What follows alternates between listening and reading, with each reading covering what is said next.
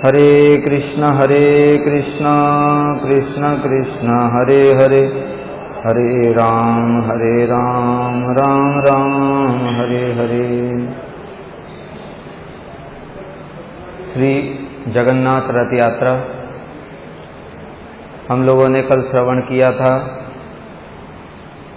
किस प्रकार से श्री विद्यापति ने नील माधव के विग्रह को ढूंढा। उसके पश्चात में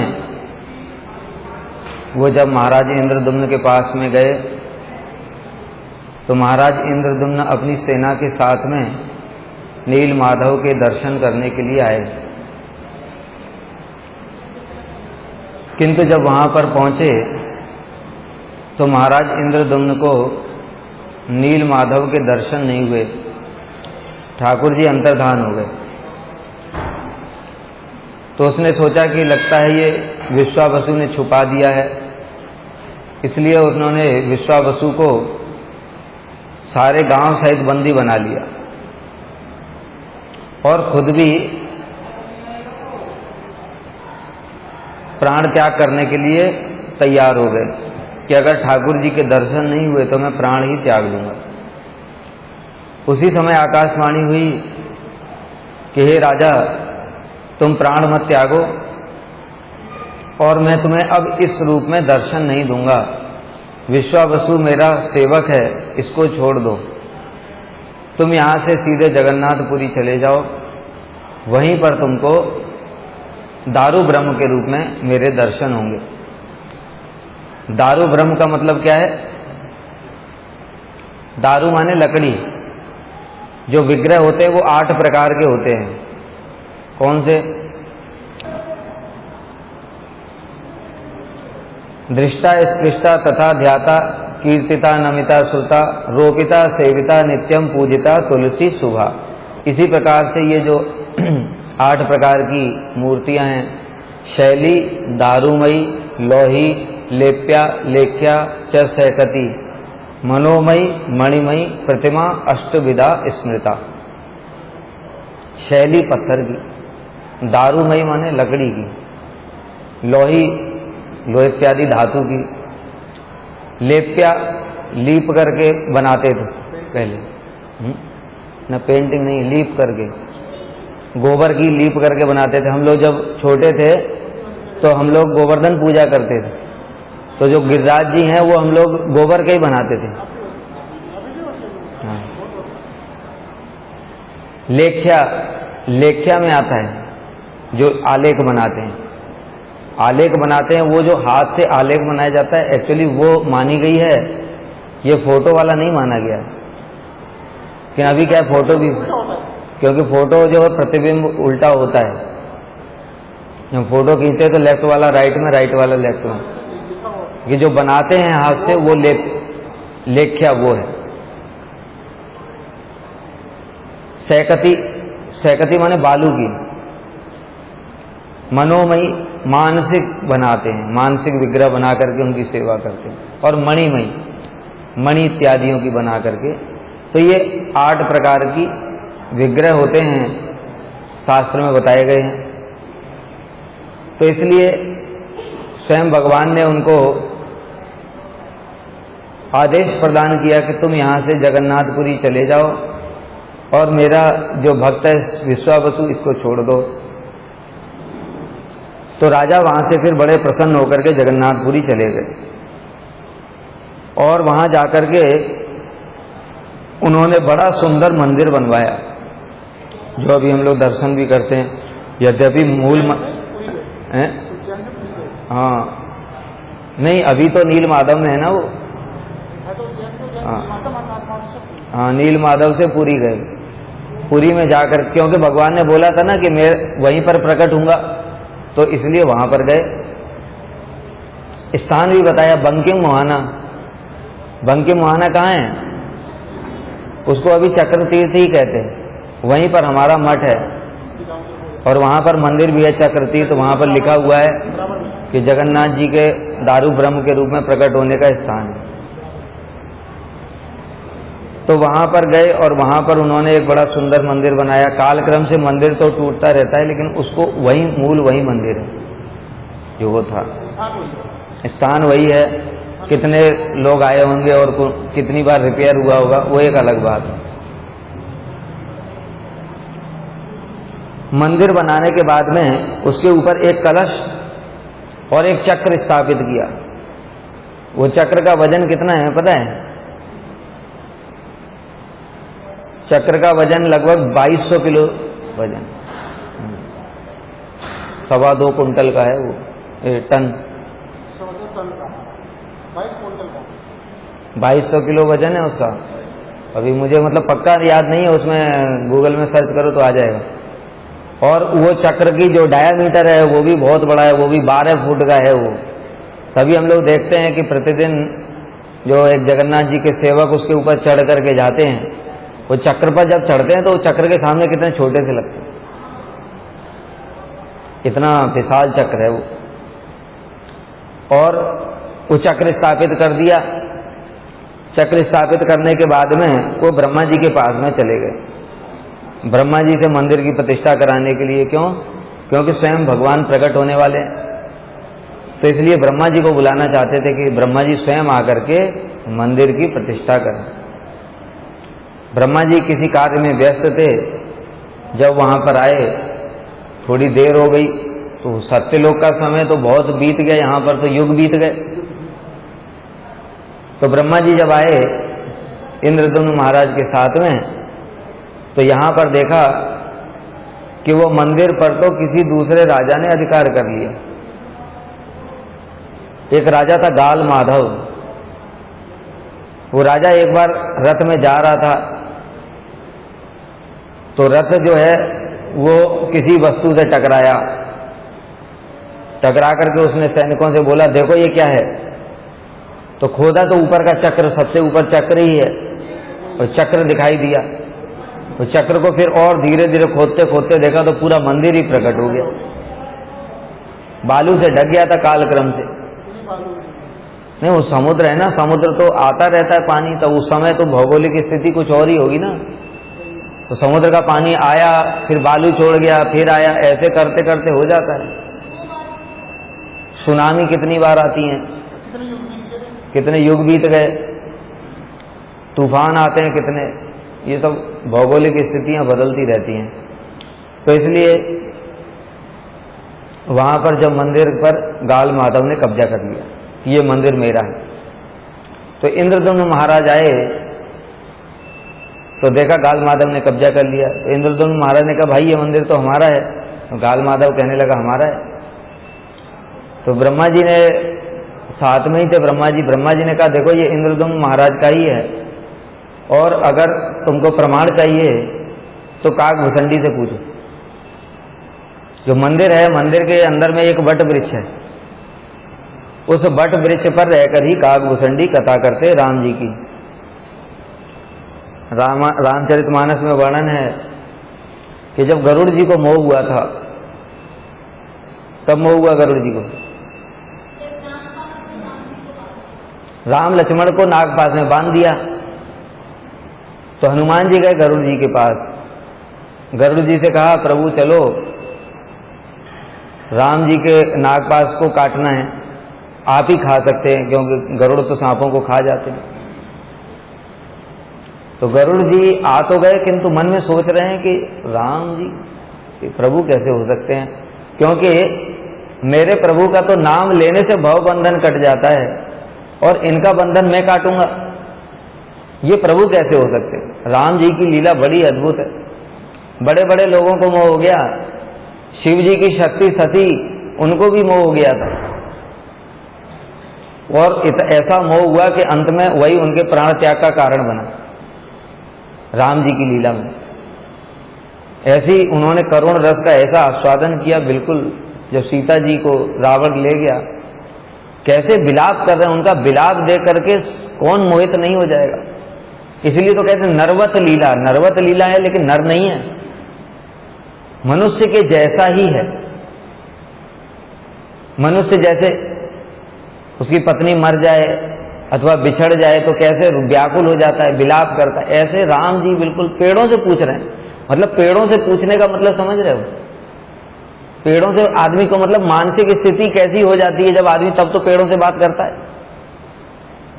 पूरा इतना अधिक शौक हो जाए कि विक्षिप्त हो जाए मानसिक रूप से, तब पेड़ों से बात करेगा, हिरणों से बात करेगा, इधर उधर बात करेगा। ऐसी लीला कर रहे भगवान।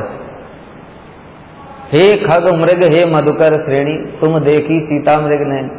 खग पक्षियों से पूछ रहे हैं, तो पक्षी तुम तो आकाश में उड़ते हो, अगर कहीं नीचे से तुमने देखा होगा चल करके जा रही होगी तो तुमने देखा होगा।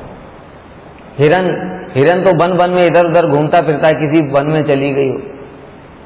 भंवरा, भंवरा तो पुष्प से इधर उधर घूमता रहता है, तुमने शायद देखा हो। इस प्रकार से पूछ रहे हैं। अब ये सब कैसे लक्षण, कौन मोहित नहीं हो जाएगा भला। शिवजी थे तो बच गए, क्योंकि शिवजी तो परम वैष्णव है ना, वैष्णवों में शिरोमणि, इसलिए उन्होंने तो दूर से प्रणाम करके भगवान की लीला को प्रणाम किया, भगवान को भी प्रणाम किया। लेकिन सती देवी को समझ में नहीं आया। सती देवी सोच रही हैं किसको प्रणाम कर रही है, तो फिर देखती नहीं आप हमारे प्रभु हैं वो। तो सती देवी ने पूछा कि ये प्रभु कैसे हो सकते हैं। अरे ये तो एक स्त्री के वियोग में ऐसे व्याकुल हो गए हैं, तो साधारण मनुष्य की तरह, इनको पता नहीं अगर भगवान है तो। अरे मुझे पता है कि वो रावण ले गया है, इनको कैसे पता नहीं है। शिव जी कह रहे देखो उनकी माया ऐसी है, ये लीला कर रहे हैं, समझो बात को। बहुत समझाया पर समझ में नहीं आया, तो शिव जी ने अंत में कह दिया ठीक है परीक्षा ले लो। शिव जी जगत गुरु हैं, गुरु अवज्ञा कर दी ना, गुरु की बात नहीं मानी, इसलिए उसका दंड भोग करना पड़ा। परीक्षा लेने के लिए आ गई सती राम जी के पास, और राम जी के आगे जिधर राम जी व्याकुल होकर के विलाप कर रहे थे, लक्ष्मण भी साथ में थे, राम जी के आगे सीता बन करके चलने लगी। तो जिधर सती चल रही थी उधर से राम जी ने मुंह मोड़ लिया, दूसरी तरफ चलने लगे और फिर हाथ सीते करने लगे। सती को लग रहा है देखा नहीं, इसलिए घूम के फिर राम जी के सामने आ गई। तब राम जी को फिर सती के ऊपर दया आ गई। उन्होंने कहा हे देवी आप अकेली वन में क्या कर रही हैं, शिव जी को कहाँ छोड़ाई। ये देख करके तो सुन करके सती के तो हाथ पैर कांपने लगे, तो पहचान लिया सच में ही प्रभु है। प्रणाम किया, और जैसे ही प्रणाम करके देखा उठी तो देखा तो भाई चारों तरफ सीताराम सीताराम सीताराम। सती तो बहुत मोहित हो गई, भयभीत हो गई, तुरंत प्रणाम करके तुरंत शिव जी के पास आई। ऐसी राम जी की माया है, सती भी नहीं बच पाई। फिर उसके बाद में शिव जी ने पूछा परीक्षा कर ली, तो परीक्षा क्या करना है, मैं तो प्रणाम करने के लिए गई। झूठ भी बोल दिया, गुरु से झूठ भी बोला। शिव जी ने ध्यान लगाया, देखा अरे ये तो इन्होंने सीता जी का रूप बना लिया, और सीता जी को वो मां कहते हैं। इसलिए उसी समय शिव जी ने मन से संकल्प किया आज से मैं सती का परित्याग करता हूं। उसी समय आकाशवाणी हुई, हे शिव आप धन्य हैं, आपके अतिरिक्त ऐसा संकल्प और कोई नहीं कर सकता। अब सती मन में डाउट हो गया, सोच रही कौन सा संकल्प कर लिया ये, कुछ तो बात है। शिव जी से पूछा, कुछ बताया नहीं उन्होंने, चुपचाप आकर के कैलाश में बैठ गए। जब सती उनके बगल में बैठी, बाईं ओर पत्नी का स्थान होता है, तो बाईं ओर से उठा करके शिव जी ने कहा कि सामने बैठो, सामने माता का स्थान होता है। जब वहां बिठाया तब सती को समझ में पूरा आ गया कि ओ शिव जी ने मेरा परित्याग करने का संकल्प किया है, वही आकाशवाणी हुई थी। सती भी साधारण नहीं है, समझ गई, और उन्होंने भी सोच लिया मन में जब शिव जी ने परित्याग कर ही दिया तो इस देह को धारण करने से लाभ क्या। तभी वो दक्ष प्रजापति वाली लीला हुई थी, और उसमें फिर सती को प्राण त्याग करने पड़े। तो कहने का तात्पर्य क्या, राम जी की माया इतनी प्रबल है, सती कोई साधारण नहीं, शिव जी की शक्ति है, लेकिन राम की माया से मोहित हो गई। तो काकभूषणी जो गरुड़ हैं, गरुड़ भी मोहित हो गए। नागपाश तो काट दिया, किंतु उनके मन से मोह जाता ही नहीं है। नारद जी से पूछा ये मेरे प्रभु कैसे हो सकते हैं, उनका तो नाम लेने मात्र से भवबंधन कट जाते, और इनका बंधन तो मैं काट के आ रहा हूं। नारद जी हंसने लगे, कहते हैं देखो काकभूषणी ये गरुड़, ये भगवान की माया ऐसी है, मुझे भी पहले नचाया था ऐसे। नारद जी तो एक्सपीरियंस होल्डर है, नारद जी को पूरा एक्सपीरियंस है किस प्रकार से उन्होंने स्त्री के चक्कर में ऐसे बंदर बनाया था। तो इसलिए कहा गरुड़ देखो, जब रोग प्रारंभ होता है ना उसी समय उसका इलाज कर लेना चाहिए, इसलिए तुम जाओ सीधे शिव जी के पास जाओ, ब्रह्मा जी के पास जाओ। ब्रह्मा जी के पास भेजा। ब्रह्मा जी के पास में गए तो ब्रह्मा जी ने जब बात सुनी तो उन्होंने कहा देखो मेरे को भी माया ने बहुत नचाया, उनकी मैं भी भुक्त भोगी हूं, लेकिन ये जो शिव जी है ना उनके बड़े प्रिय हैं, इनको कभी नहीं नचाते, और शिव जी से अच्छा तुमको कोई समझा नहीं सकता, इसलिए आप शिव जी के पास चले जाओ। अब गरुड़ जी को मोह तो दूर करना ही है, शिव जी के पास गए। शिव जी उस समय किसी कार्य से बाहर जा रहे थे कैलाश छोड़ करके, रास्ते में गरुड़ जी मिले, प्रणाम किया। शिव जी ने कहा सब कुशल मंगल है? कहते प्रभु कुशल मंगल नहीं है, मोह हो गया है। कहते क्या हुआ? तो उन्होंने पूरी बात बताई। तो शिव जी हंसने लगे, कहते देखो गरुड़ तुम ऐसे टाइम पर आए हो, ये टाइम तो कथा सुनाने वाला नहीं है, मैं किसी कार्य से बाहर जा रहा हूं, रास्ते में मिले हो, तुम एक काम करो, तुम सीधे यहां से काकभूषणी के पास चले जाओ। और उन्होंने कहा काकभूषणी एक तो राम कथा में पूरा अनुभव संपन्न है, दूसरा खग जाने खग की भाषा, तुम भी पक्षी हो वो भी पक्षी हैं, एक पक्षी दूसरे पक्षी की भाषा अच्छे से समझेगा, इसलिए वहां चले जाओ। तो वर्णन है कि काकभूषणी नील पर्वत पर ही विराजमान थे, वही पर्वत है नील पर्वत, ऊंचा स्थान है ना जगन्नाथ जी, उसको नील पर्वत ही कहते। वहां पर काकभूषणी रहते थे। उनको जब राम जी ने दर्शन दिया था, उनके ऊपर कृपा की थी, उस समय उनको वरदान दिया था तुम जहां पर भी रहोगे वहां पर 1 योजन तक माया नहीं व्यापेगी। 1 योजन कितना होता है? 12 किलोमीटर। 1 योजन में 4 कोस होते हैं, 1 कोस में 3 किलोमीटर होता है। गिरिराज जी की परिक्रमा 7 कोस की, तेरी 7 कोस की परिक्रमा, 7 कोस मतलब 21 किलोमीटर। तो गरुड़ जी ने सोचा कि शिव जी स्वयं कह रहे हैं, तो काकभूषणी कोई साधारण नहीं होगा, शिव जी स्वयं भेज रहे हैं। शिव जी तो परम वैष्णव है, राम कथा राम तत्व तो सब जानने वाले हैं, किसी के पास भेजेंगे तो कोई साधारण व्यक्ति थोड़ी होगा। इसलिए गरुड़ जी आए। जब आए और उन्होंने प्रवेश किया, कहां पर? नील माधव नहीं, नील पर्वत बोलते हैं, उस स्थान में जो जगन्नाथपुरी है 12 किलोमीटर के स्थान में सिर्फ प्रवेश किया, वो प्रवेश करने के साथ ही साथ माया दूर हो गई। उनको पूरा तत्व की उपलब्धि हो गई, अरे राम जी तो भगवान ही है, मैं कैसा मूर्ख था, मुझे माया ने कैसे व्याप लिया। अब सोच रहे हैं कि अरे ये कैसा साधु है भाई, साधु की महिमा वहां पर इतनी अद्भुत महिमा बताई गई, साधु की क्या महिमा है, अभी तो दर्शन भी नहीं हुआ, उनके प्रभाव क्षेत्र में केवल प्रवेश किया और उसी से माया दूर हो गई। ये झूठ नहीं है, ये कितनी सारी ऐसी कथाएं हैं। साधु के प्रभाव क्षेत्र होता है, वो प्रभाव क्षेत्र में माया नहीं रहती है, अगर हम ठीक ठीक से उनकी बातों का पालन करें। इसलिए गुरुवर्ग हैं, गुरु जी हैं, अगर माया हमारे ऊपर अटैक करेगी तो वो हमको रक्षा कर लेंगे, लेकिन हम उनकी बात नहीं मानेंगे, इसलिए मठ में भी हमको माया पकड़ ले जाती है। ये कारण अपराध करते हम, नहीं तो संभव ही नहीं है, ये स्थान पूरा प्रोटेक्टेड है, गुरु जी की शक्ति है यहाँ पर।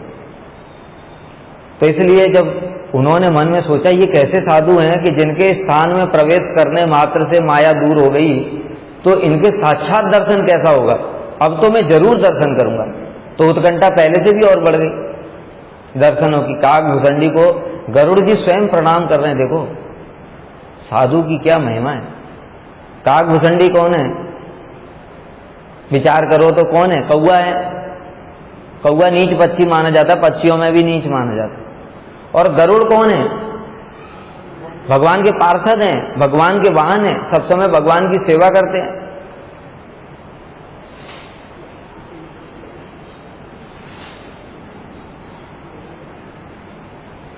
किंतु फिर भी क्योंकि गरुड़ जी पार्षद है इसलिए साधुओं की महिमा जानते हैं, और उनको उपलब्धि भी होगी। जब उपलब्धि हो जाए तो फिर तो कहना ही क्या, अनुभूति हो गई ना कि जिनके अभी तो दर्शन भी नहीं हुए थे, दर्शन से पहले ही तो माया दूर हो गई। इसलिए गरुड़ जी ने स्वयं प्रणाम किया काकभूषणी को, और काकभूषणी तो दीनहीन होकर के उनकी महिमा गान करने लगे, अरे आप तो भगवान के पक्षी हैं, वाहन हैं, आप मुझे क्यों प्रणाम करते। फिर उन्होंने गरुड़ जी ने अपना पूरा इतिहास सुनाया, किस प्रकार से उनको राम जी की कृपा प्राप्त हुई, किस प्रकार से राम जी ने वरदान दिया, और फिर जाकर के गरुड़ जी अपने वापस चले गए। तो ये जो काकभूषणी हैं, इनको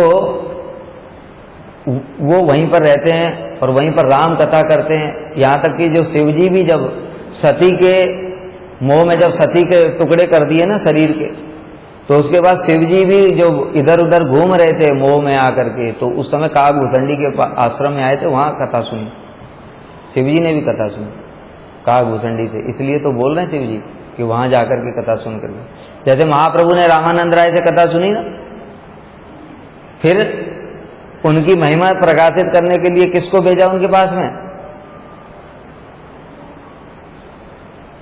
महाप्रभु ने किसको भेजा,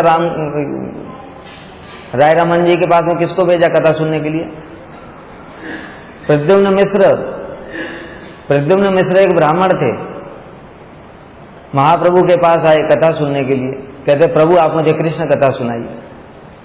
तो महाप्रभु ने उनकी उत्कंठा देख करके उनसे कहा कि देखो मैं तो कृष्ण कथा कुछ भी नहीं जानता, रामानंद जानते।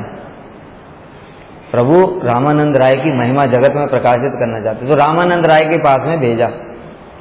तो रामानंद राय के पास में जब प्रद्युम्न मिश्र ने कथा सुनकर के लौटे, तो वो तो आनंद में विभोर हो गए और कहने लगे कि प्रभु वो कृष्ण कथा क्या, वो तो कृष्ण रस का साक्षात स्वरूप है, मूर्तिमान स्वरूप है रामानंद राय। तो महाप्रभु बड़े प्रसन्न हुए। तो शिव जी ने भी इसलिए अनुभूति थी उनको, काकभूषणी से खुद भी कथा सुनी थी, इसलिए उन्होंने गरुड़ जी को उनके पास भेजा। तो काकभूषणी नित्य वहीं विराजमान रहते हैं, प्रलय में भी उनका नाश नहीं होता है, प्रलय में भी उनका नाश नहीं होता है, इसलिए उस वट वृक्ष पर रहते हैं। तो बहुत सारे युग तो बीत गए, किंतु काकभूषणी वहीं विराजमान। इसलिए ब्रह्मा जी ने कहा कि प्रमाण के लिए काकभूषणी से पूछ लो। तो काकभूषणी ने प्रमाण दिया कि हाँ, इंद्रद्युम्न महाराज ने ही इस मंदिर का निर्माण कराया था। तो इस प्रकार से इंद्रद्युम्न महाराज को वो मिल गया। अब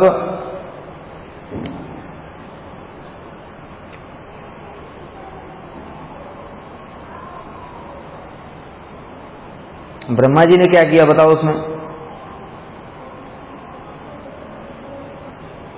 क्या प्रतिष्ठा की।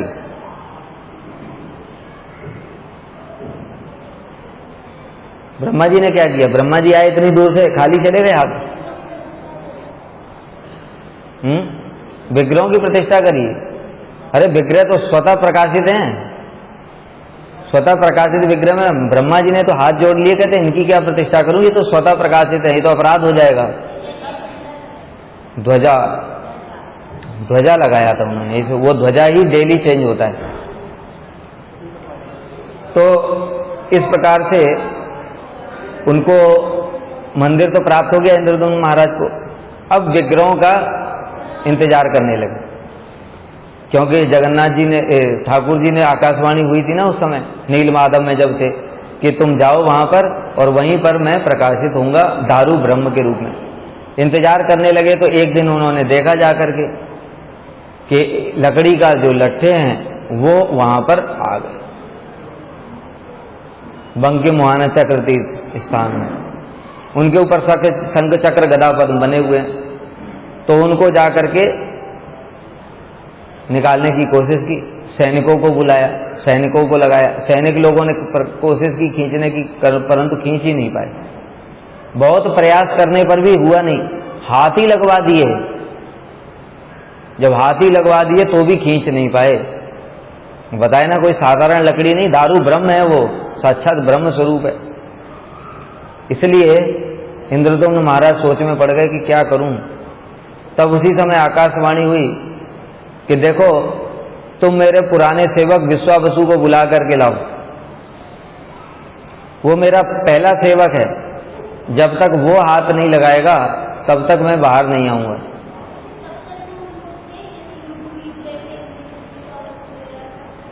बड़ा अच्छा सवाल पूछा।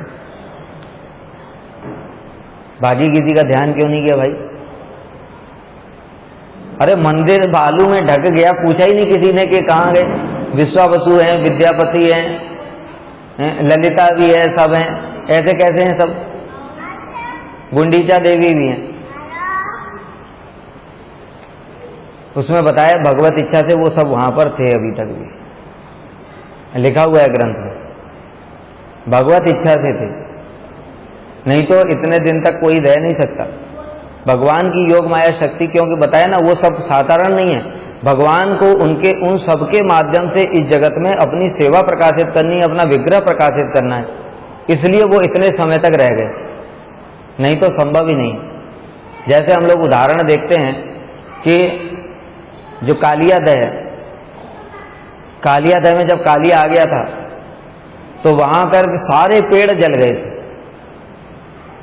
सारे पेड़ जल गए थे, लेकिन एक पेड़ रह गया था, कदम्ब का वृक्ष। क्यों रह गया था वो?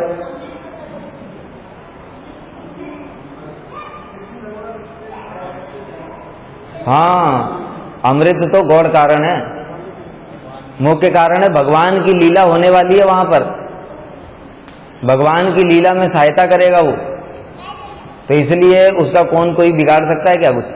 इस कारण से वो बचा रह गया। अमृत कलश तो वहां पर गरुड़ जी ने रखा भी था, ये भी बात ठीक है, लेकिन श्रील विश्वनाथ चक्रवर्ती ठाकुर ने ये भी बताया कि भगवान की भावी लीला में वो पेड़ सहायक होगा, इसलिए वो बचा रह गया। तो इसी प्रकार से ये सब भी कोई साधारण नहीं है, क्योंकि स्वयं भगवान जगन्नाथ जी इनके माध्यम से इस जगत में प्रकट होंगे, कितनी बड़ी बात है। इसलिए भगवान की इच्छा से वो सभी जीवित थे, केवल वही जीवित थे, बाकी सब कोई बचा नहीं था, बाकी कोई नहीं बचा था, और सब उनके जो वंशज परिवार वंशज वो सब खत्म हो गए। इधर गुंडीचा देवी, उधर वो विश्वावसु, उधर विद्यापति और ललिता, बस यही लोग बचे हुए। तो फिर उन्होंने यहां पर वर्णन हुआ है, भगवान नील माधव की इच्छा और शक्ति से विश्वावसु, ललिता और विद्यापति भी जीवित थे। तो उन सबको बुलाया, उन सबको बुला करके महाराज इंद्रद्युम्न ने एक स्वर्ण का रथ का निर्माण करवाया और विश्वावसु, नीलमाधव, विश्वावसु, विद्यापति, ललिता, इनको वृक्ष के तने निकालने के लिए निवेदन किया। अब वो तीनों इतना भारी जो दारू ब्रह्म है उसको कैसे उठाएंगे? तो उन्होंने फिर प्रार्थना की, विद्यापति, विश्वावसु, ललिता ने प्रार्थना की। तो प्रार्थना की तो नीलमाधव जो थे वो स्वयं ही अपने आप ही बाहर आ गए, और फिर उन्होंने तीनों ने उनको उठा करके सोने के रथ पर रख दिया। सोने के रथ पर रख करके जगन्नाथ मंदिर से थोड़ी दूर एक स्थान पर लाया, और एक कमरे में उस जो तना था लकड़ी का दारू ब्रह्म उसको रख दिया। अब राजा ने घोषणा करवा दी, सारे कारीगर जितने भी हैं जो विग्रह बनाने वाले, उनको घोषणा करवा दी कि वो सभी लोग आएं और इससे विग्रह बनाएं। जो कोई भी विग्रह बनाएगा उसको राजा बहुत सारा पुरस्कार देगा।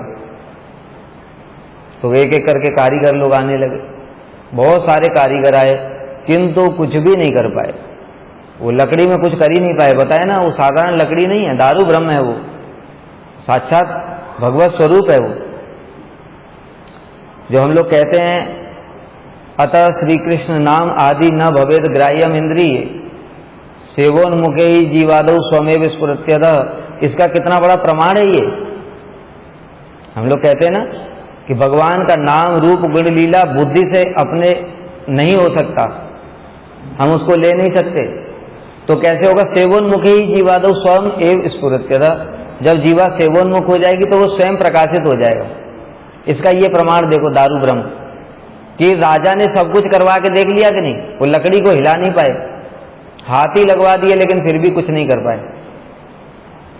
किंतु दूसरी ओर जो उनके पुराने सेवक लोग थे, जो भगवान के प्रिय थे, विश्वावसु, ललिता, विद्यापति, इन लोगों ने बस स्पर्श किया और लकड़ी बाहर आ गई। हुआ कि नहीं? सेवोन्मुख ही जीवादो।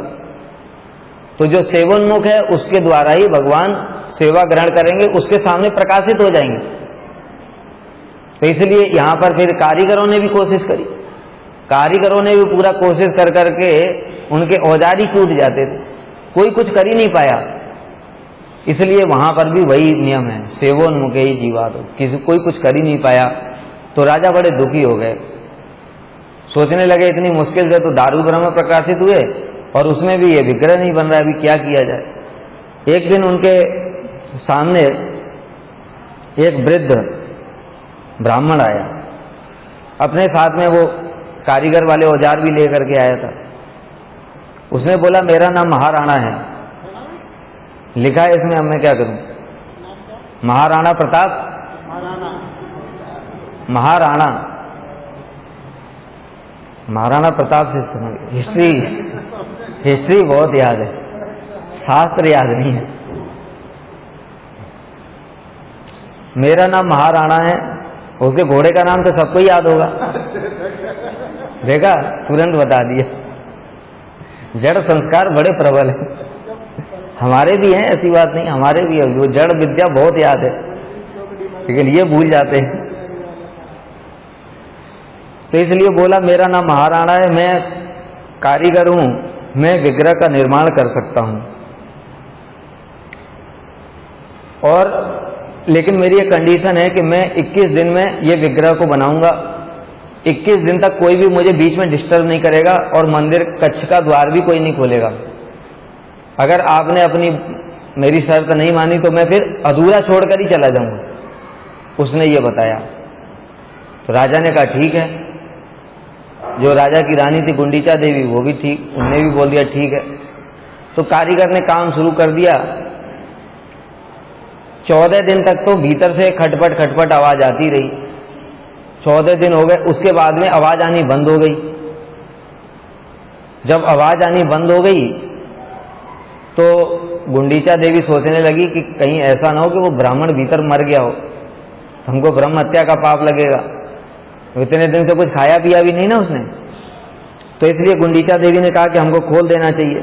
लेकिन वो भी उनके मन में लग रहा है डाउट कि 21 दिन से पहले अगर शर्त नहीं मानेंगे, तो उसने बोला था मैं अधूरा छोड़कर ही चला जाऊंगा काम। तो दोनों बातें मंत्रियों से विचार किया, तो राजा ने अंत में फैसला किया मंदिर कच्छ को खोल दो। कच्छ को जब खोला गया तो देखा सामने ब्राह्मण तो है नहीं, ब्राह्मण अंतर्धान हो गए, और जो जगन्नाथ जी हैं, बलदेव प्रभु, सुभद्रा, इनके अधूरे जो विग्रह हैं वो सामने खड़े हैं। अधूरे का मतलब जैसा विग्रह हैं हम लोग देखते हैं, मतलब और विग्रहों की अपेक्षा देखो तो ये कैसे अधूरे ही तो हैं। हाथ नहीं है, पेट नहीं है, पैर भी नहीं है, आंखें गोल गोल हैं, विचित्र सा वेश है। तो इसी प्रकार का जो वेश है वो प्रकाशित हुआ। अब राजा बड़ा दुखी हो गया। इसमें एक और भी बात आ रही है।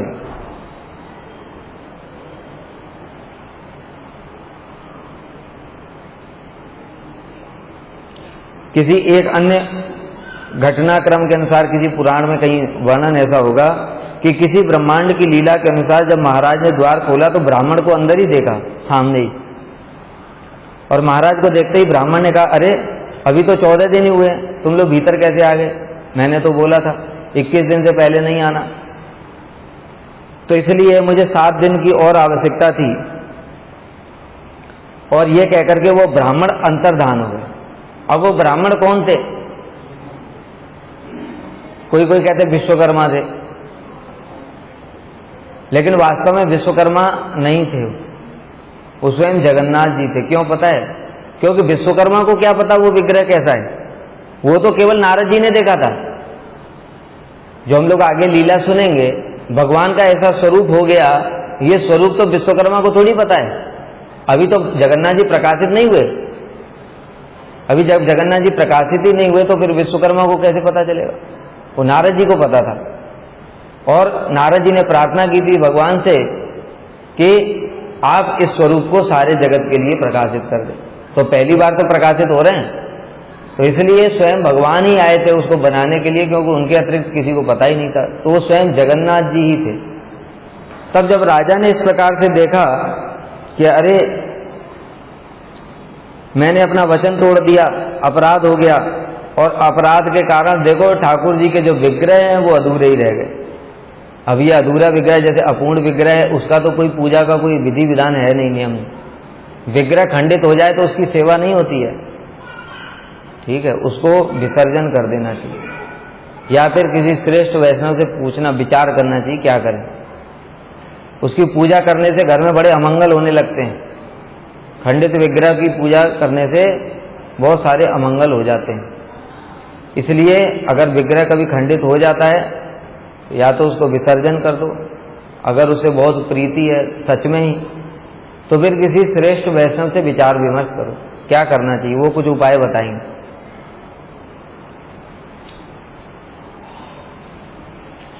महाभागवत अगर बोल देंगे तो वो तो विग्रह की सेवा खंडित अवस्था में भी कर सकते हैं, ये भी विचार है, बताए ना, वो शुद्ध भक्त के अधीन है भगवान। शुद्ध भक्त जो बोलेंगे तो वो उनको मानना ही पड़ेगा। ऐसे भी कई सारे शास्त्र में उदाहरण हैं कि जहां पर महाभागवत के आदेश से खंडित विग्रह की सेवा भी होती है, लेकिन अपने आप नहीं करना चाहिए, अपने आप करने से मुश्किल है। तो इसलिए राजा ने सोचा मैं प्राण त्याग दूंगा, क्योंकि मैंने अपने वचन का पालन नहीं किया, ठाकुर जी का विग्रह भी अपूर्ण रह गया, अब मैं जीवित रह करके क्या करूं। इसलिए उसने ऐसा संकल्प किया। उसी समय आकाशवाणी हुई कि राजा तुम प्राण मत त्यागो, मैं इसी स्वरूप में ही जगत में प्रकाशित होना चाहता था, इसी स्वरूप में ही जगत को दर्शन देना चाहता हूं, इसलिए तुम मेरा यही विग्रह को मंदिर में प्रतिष्ठा कर दो। इस प्रकार से बोला और आज्ञा दी कि जो विद्यापति हैं उनकी ब्राह्मण पत्नी की जो संतानें हैं वो मेरी अर्चन पूजा करेंगे। जो भीतर में जो ठाकुर जी के सेवक होते हैं ना, पंडे लोग, वो सब विद्यापति के वंशज हैं। इसलिए हमारे जैसे कोई ब्राह्मण है वो वहां पर नहीं पूजा कर सकता है, वहां परंपरा है।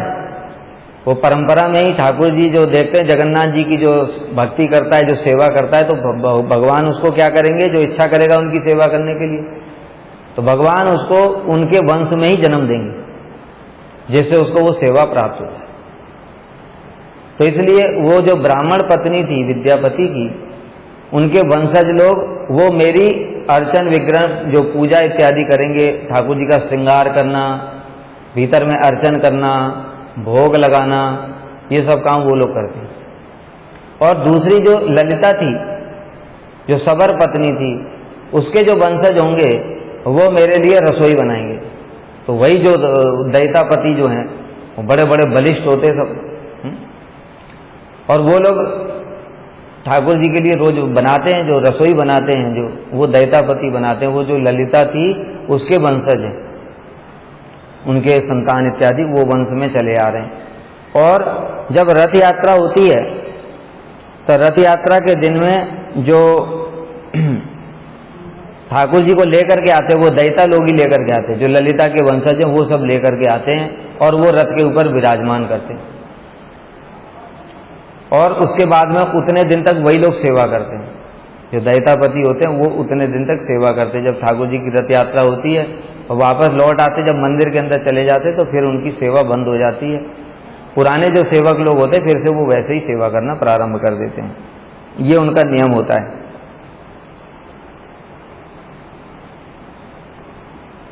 तब जगन्नाथ जी की आज्ञा के अनुसार राजा उन विग्रहों को मंदिर में ले गए और ब्रह्मा जी से प्रार्थना की कि आप बिना किसी विलंब के अब भगवान के विग्रह को प्रतिष्ठा करें। तो विग्रह प्रतिष्ठा जो होती है, जैसे मूर्ति है, मूर्ति में अभी प्राण प्रतिष्ठा होती है, जो प्राण प्रतिष्ठा होती है तब वो विग्रह बनते हैं। उसके पहले तो क्या वो मूर्ति है, लेकिन जब विग्रह वेद मंत्रों के द्वारा प्राण प्रतिष्ठा जब हो जाती है, अब वो साक्षात भगवत स्वरूप, साक्षात भगवान है। तो इसलिए विग्रह प्रतिष्ठा भी कौन कर सकता है, ये भी विचार है। विग्रह प्रतिष्ठा भी महाभागवत ही कर सकते हैं, जो शुद्ध भक्त होते हैं भगवान के। विग्रह कैसे जगत में प्रकाशित होता है पता है किसी को? विग्रह तत्व कैसे जगत में प्रकाशित होते हैं? हाँ, पहले भगवान भक्त के हृदय में प्रकाशित होते हैं, फिर भक्त के हृदय में प्रकाशित होकर के फिर शिल्पकार को वो जो भक्त हैं वो आदेश प्रदान करते हैं कि तुम विग्रह बनाओ, फिर उनके हृदय से वो निकल करके वो विग्रह स्वरूप में प्रकाशित होते बाहर। इस प्रकार से है। जैसे बड़ा सुंदर इसमें बताया, जब भगवान प्रकट हुए ना मथुरा में, उस समय पहले वो वसुदेव जी के हृदय में प्रकाशित हुए, वसुदेव जी के हृदय से फिर देवकी के हृदय में प्रकाशित हुए, देवकी के हृदय से फिर गर्भ में प्रकाशित हुए, और फिर वो गर्भ से फिर बाहर प्रकाशित हो गए। तो उनका जन्म नहीं हुआ, वो सब प्रकाशित ही हो रहे हैं। उसी प्रकार से समझो कि भक्त के हृदय में पहले प्रकाशित होते हैं, फिर वही भगवान बाहर में प्रकट हो जाते हैं, वही विग्रह। इस प्रकार से विग्रह तत्व है। तो ब्रह्मा जी से बोला जब, तो ब्रह्मा जी ने कहा कि अरे भाई ये तो स्वयं प्रकाशित विग्रह है, स्वयं प्रकट दारू ब्रह्म है ये, इसलिए इनको और से प्रतिष्ठा करने की आवश्यकता नहीं है। हाँ, ये जरूर है कि मैं मंदिर के ऊपर में ध्वजा लगा देता हूं, और इस ध्वजा को भी अगर कोई दूर से भी देख करके प्रणाम करेगा तो उसको भी भक्ति प्राप्त हो। ये ब्रह्मा जी ने बताया। तो भागवत में भी वर्णन है ये बात कि अगर किसी मंदिर में हम दर्शन करने नहीं जा सकते, दूर से भी मंदिर का अगर ध्वजा देख करके अथवा ऊपर जो चूड़ा होता है वो देख करके दर्शन करके उसको वहीं से प्रणाम करते हैं, तो हमको अंदर ठाकुर जी को प्रणाम करने का भी फल मिल जाता है। इसलिए देखो भक्ति कितनी अच्छी चीज है। कभी ऐसा सुना है जगत में कहीं बिना किसी स्कूल में जाए दूर से स्कूल के दर्शन कर लिए और तुमको डिग्री मिल जाए? सुना कभी ऐसा? कहीं किसी कंपनी में दूर से गए और बस दूर से कंपनी के दर्शन करके प्रणाम कर लिया, सैलरी मिल जाए? इस जगत में कोई भी ऐसा दूसरा बता दो चीज जिसमें कि इतना सरल बताया गया हो, इतना सरल उपाय कोई बताया? केवल दूर से मंदिर के चूड़ा को देख करके, उनको ध्वजा को देखकर प्रणाम किया, ठाकुर जी के दर्शन का फल मिल गया। भागवत का कितना सुंदर बताया महात्मा। भक्ति तो कितनी अच्छी वस्तु है, फिर भी लोगों का कैसा दुर्भाग्य, करते ही नहीं। भागवत के लिए क्या बताया? द्वितीय मंगलाचरण में धर्मा प्रोज्यत कैतवोत्र परमो नर्मा शरणाम सताम वेद्यम वास्तव मंत्र वस्तु शिवदम ताप त्रयोन्मूलम श्रीमद् भागवते महामुनि कृते किंबा परेरीश्वर सद्यो हृदय अवरुध्यते अत्र कृतभि शुश्रूषुभि तत्क्षणा। शुश्रूषुभि जो भागवत सुनने की इच्छा भी करता है, उसके हृदय में भी अगर उसकी सुकृति है तो भगवान आकर के विराजमान हो जाते। मतलब क्या कि आप भागवत सुनने के लिए आ रहे हो, आज गौड़ी मठ में भागवत है, आपने पड़ोसी को बताया, थोड़ा श्रद्धालु है, उसको बताया कि अरे चलो, काम काज तो सारी जिंदगी लगे ही रहते हैं, कम से कम एक दिन तो चल करके भागवत सुन लो। तो वो श्रद्धावान जो व्यक्ति है उसने कहा कि देखो मेरी सुनने की तो बहुत इच्छा है, लेकिन क्या करूं, आज बेटा बीमार हो गया है, इसको अकेले नहीं छोड़ सकता। तो लेकिन उसकी सुनने की इच्छा है, शुश्रूषु भी, तो वो जो सुनने की इच्छा है जिसकी, उसको भी भागवत सुनने का फल मिल जाता है। ठीक है, उसको भी भागवत सुनने का फल मिल जाता है। जगत में ऐसा दूसरा कोई बता दो, खाली पढ़ाई करने की इच्छा करने से कोई आईएएस बन जाए?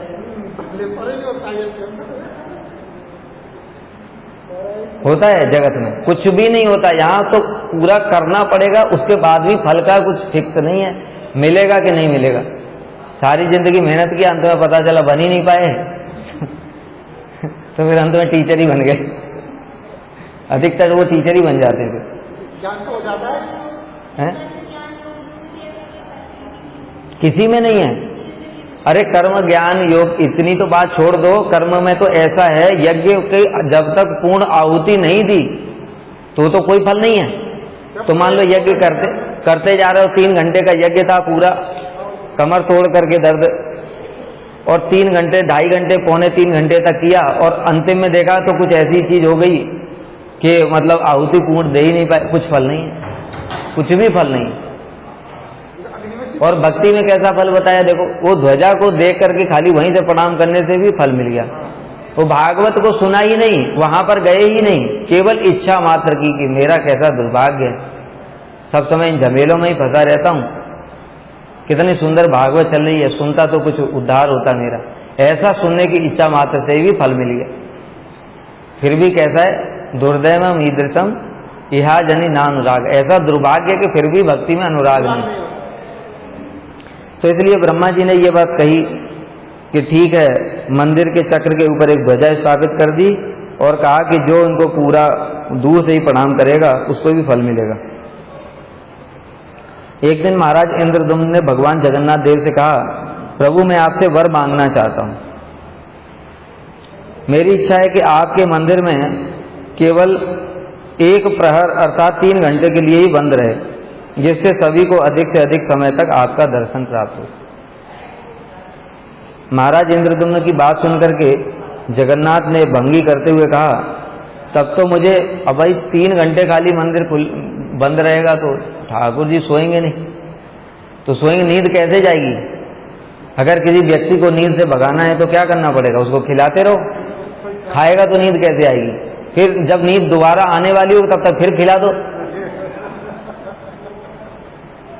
जो रावण सो रहा था, ये कुंभकर्ण सो रहा था, तो रावण ने क्या किया था? यही काम किया था, और किसी उपाय से जगा ही नहीं वो खाने के लिए बढ़िया बढ़िया व्यंजन लेकर के गया और उसकी सूंघ से ही वो जग गया। तो इसलिए जगन्नाथ जी ने कहा कि देखो भाई, एक काम करो कि जब तक मेरा मतलब हाथ सूखना नहीं चाहिए, क्या खाया पिया, उसके बाद में उनके आचमन कराया, कपड़े बदले, फिर तब तक अगली बार, इतना उसमें समय घंटों लगते हैं। और कपड़े भी पहना रहे तो कोई कपड़े पहनाते थोड़ी सो जाएगा।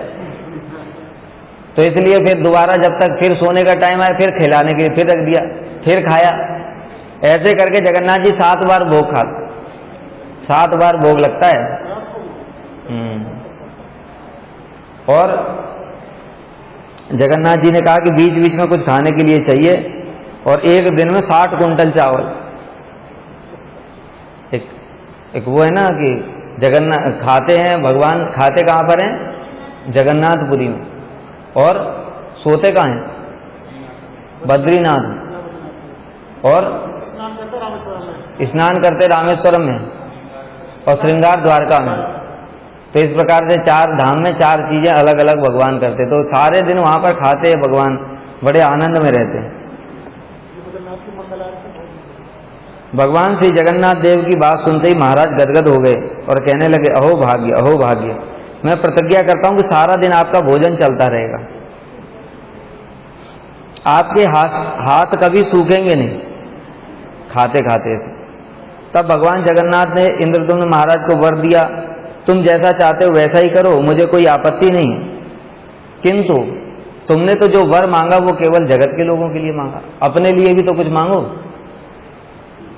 तो इंद्रदुम्न महाराज ने कहा, प्रभु अगर आप हमको वर देना ही चाहते हैं तो हमको ये वरदान दीजिए कि हमारी कोई संतान ही ना हो। कल भी बताया था हमने कि भक्त की कैसे भाव होते हैं, और उन्हीं भावों के कारण ही भगवान उनके वशीभूत होते हैं। क्यों संतान न, सारा जगत तो संतान चाहता है, अरे बहुत अच्छी संतान मांग लेते, लेकिन उन्होंने कुछ नहीं मांगा। क्यों? क्योंकि कल को संतान आएगी, वो मंदिर की प्रॉपर्टी पर कब्जा करेगी, जैसे आजकल लोग कर रहे हैं कि नहीं कर रहे। तो मंदिर को अपनी प्रॉपर्टी समझते, उससे जो पैसा कमाते हैं उस पैसे को अपने भोग में लगाते हैं, इसलिए उन्होंने कहा हमारी कोई संतान ही ना हो। इस प्रकार से उन्होंने वरदान मांगा।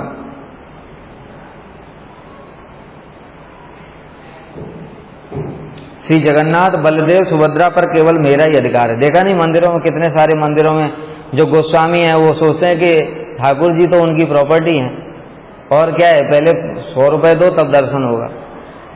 अब इसका क्या मतलब है? पैसे कमा करके वो ठाकुर जी की सेवा में लगाओ तो ठीक है, अगर वो 100 रुपए मांग करके अपना पेट भरते हैं तो उसको बताया विग्रह जीवी। प्रभुपाद ने इनका खंडन किया, इसी कारण से सब लोग मिलकर के प्रभुपाद को मारना चाहते। भागवत जीवी, विग्रह जीवी, मंत्र जीवी। बहुत सारे गुरु मंत्र देते हैं, क्यों? मैं ज्यादा ज्यादा चेला बनाऊंगा, ज्यादा ज्यादा धनी लोगों को चेला बनाऊंगा, जिससे क्या है, वो कम से कम साल में गुरु पूर्णिमा पे तो आएगा ही, गुरु पूर्णिमा पे तो आकर के माल दे करके जाएगा कम से कम। तो इसलिए भाई इन सब चीजों से सावधान रहना चाहिए, आंखें खोल करके रखो। भगवान की सेवा के उद्देश्य से अगर कोई धन प्राप्त करता है और उसको अपने भोग में लगाता है तो वो नरक भी जाता, कुत्ता भी बनता है।